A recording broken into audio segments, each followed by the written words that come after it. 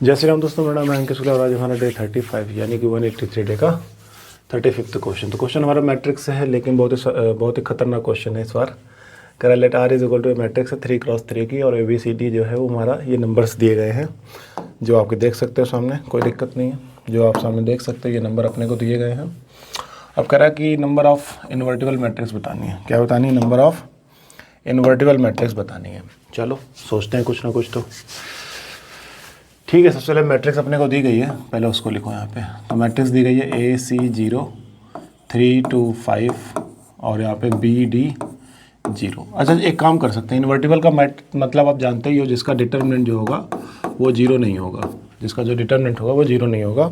Invertible का मतलब यही है। इन्वर्टिबल का मतलब एक और है कि वही जिसका इन्वर्स पॉसिबल होता है, और इन्वर्स पॉसिबल साफ साफ कंडीशन है कि जो डिटर्मिनेंट है वो 0 नहीं होना चाहिए। ठीक है, अच्छा जी, चलो ठीक है, जरा एक बार काम करते हैं, इसका डिटर्मिनेंट निकालते हैं। R equal to, okay, so determinant of R is equal to, determinant of R is equal to R3 के रिस्पेक्ट निकालते हैं। भैया हमें आसान लग रहा है, तो यहाँ पे कितना आ जाएगा 5 -5 और ये जाएगा तो आ जाएगा AD माइनस BC। तो ये जो हमारा डिटर्मिनेंट है वो ये आ गया AD माइनस BC, जो कि 0 नहीं होना चाहिए। चलो, यहाँ तक तो हमारी कहानी फिक्स हो गई। यहाँ तक तो हमारी कहानी क्या हो गई? फिक्स हो गई। अब क्वेश्चन ये है कि हम total number of invertible matrix निकालें कैसे। मैंने कहा रुक गया भाई, एक सेकंड रुक जा, एक काम करते हैं। अब यहाँ पे जो AD और BC हमने निकाल रखा है कि अगर अपने को AD और BC मिल जाए तो जो टोटल मैट्रिक्स मिलेंगी, सबसे पहले टोटल मैट्रिक्स निकालते हैं। सबसे पहले क्या निकालते हैं? टोटल मैट्रिक्स निकालते हैं। तो टोटल मैट्रिक्स निकालने के लिए A को सेलेक्ट करने के कितने तरीके होंगे? 1 2 3 4 5 6 7 8 तरीके होंगे। ठीक है, B को सेलेक्ट करने कितने तरीके होंगे? 8 होंगे। C के लिए भी 8 होंगे और D के लिए भी कितने होंगे? 8, यानी 8 की पावर 4 यानी 2 की पावर 12, 2 की पावर 12 यानी कि 1024 इंटू 4, तो 9604 यानी 4096 तरीके होंगे जिसमें हम टोटल मैट्रिक्स निकाल सकते हैं। ठीक है, अब वो मैट्रिक्स इन्वर्टिबल भी होंगी और कैसी होंगी? नॉन इन्वर्टिबल भी होंगी। तो एक तरीका हमारे पास है कि अगर मैं टोटल में से टोटल माइनस नॉन इन्वर्टिबल हटा दूं तो इन्वर्टिबल बन जाएंगी। क्या बन जाएंगी?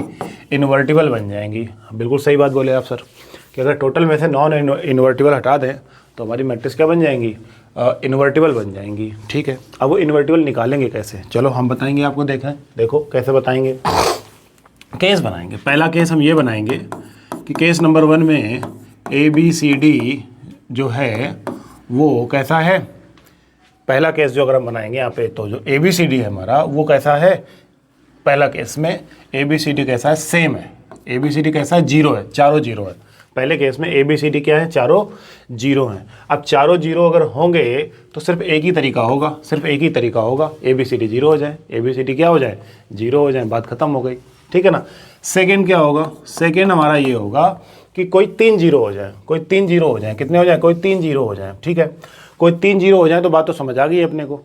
तो बचेगा एक। अब उस एक को कोई तीन, ठीक है ना, कोई 3, तो कोई 3 0 होने के लिए 3 तो 0 हो जाएंगे, बचेगा एक। अब उस एक को सिलेक्शन के लिए कितने तरीके होंगे हमारे पास? 7। कितने तरीके होंगे हमारे पास? 7। और 7 के साथ साथ उन चारों में से कोई एक को भी तो सिलेक्ट करोगे, फैक्टोरियल 4। और वो चारों कैसे होंगे? सेम होंगे, तो फैक्टोरियल 3। समझ आया कि नहीं आया?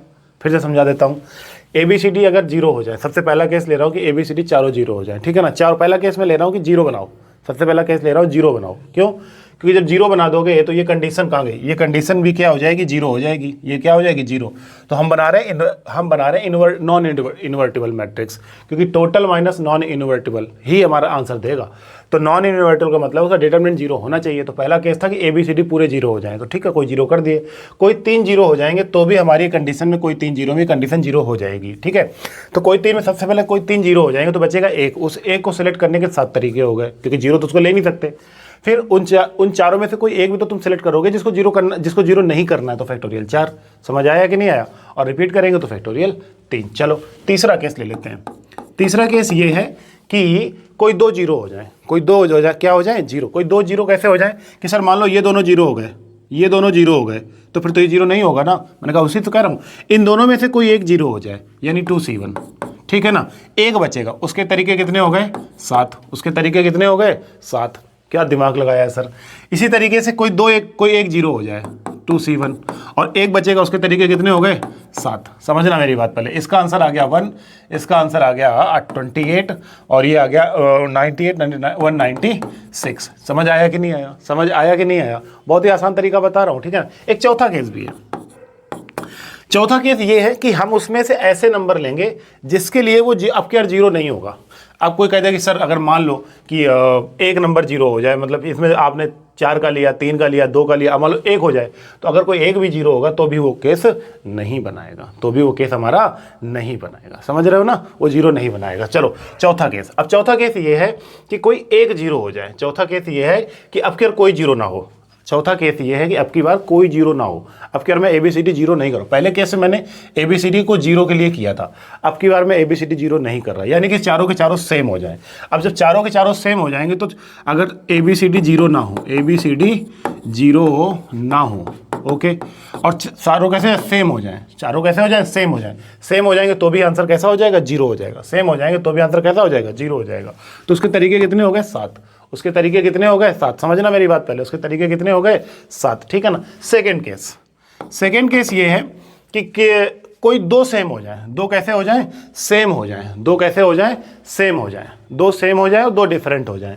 अब जब दो सेम हो जाएंगे तो समझना, दो सेम हो जाएंगे। अब दो में से कोई सेम हो, जैसे यहाँ का कोई एक नंबर सेम हो जाए और ये जैसे AB सेम हो जाए या फिर AC सेम हो जाए या फिर BD सेम हो जाए, तो वहाँ पे तरीके क्या हो जाएंगे, 7C2 into 2C1 into 2C1 into 2C1। 7C2 मतलब 7 में से कोई दो पहले तो सेम करोगे, ठीक है ना। बाकी जो बचेंगे उनके लिए कंडीशन 2C1 इंटू 2C1।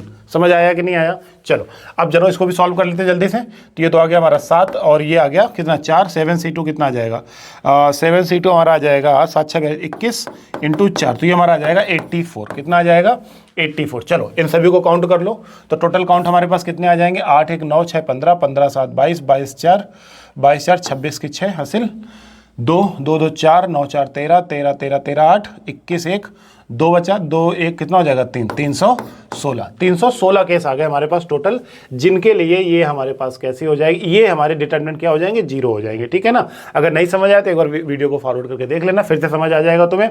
तो अब 316 आ गए। अब 316 में से ये हमारे पास कंडीशन टोटल कितनी थी, 4096। तो 4096 में से 316 बंदे हटा दो, जो हमारा आंसर आएगा वही हमारा क्या होगा, फाइनल आंसर होगा। समझ आया कि नहीं आया दोस्तों? तो आसान क्वेश्चन था, लेकिन थोड़ा सा क्या था कि थोड़ा सा हमें खिला रहा था, तो हमने भी खेल लिया, कोई दिक्कत नहीं। मिलता है नेक्स्ट क्वेश्चन में। Thank you so much. जय श्री राम।